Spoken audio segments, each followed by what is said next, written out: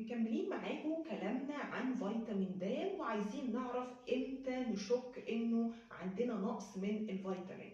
اولا لو لقينا انه في جفاف مستمر وكل محاولات الترطيب بتبوء بالفشل، او لقينا انه التئام الجروح البسيطه بياخد وقت طويل. بس خلي بالك انه الاعراض دي ما هياش اعراض حصريه لفيتامين د، يعني ممكن يكون لها اسباب تانية كتير، انما نقدر نقول انها علامات بتستدعي عمل التحليل. طيب ازاي نرفع مخزوننا من فيتامين د؟ طبعا رقم واحد التعرض للشمس، ده المصدر الاساسي، بس لازم تعرضنا للشمس يكون في الاوقات الامنه، يعني بعيدا عن اوقات الذروه.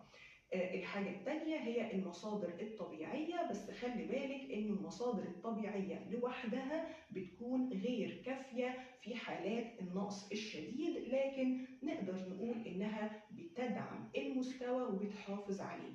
موجود فين؟ موجود في الاسماك الدهنية زي السلمون والتونة والسردين، موجود في صفار البيض، في الكبدة، في المشروم.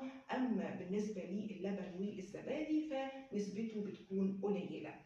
بالنسبة طبعا للمكملات يفضل اننا ناخدها بعد اجراء التحليل وبلاش ناخدها بشكل عشوائي.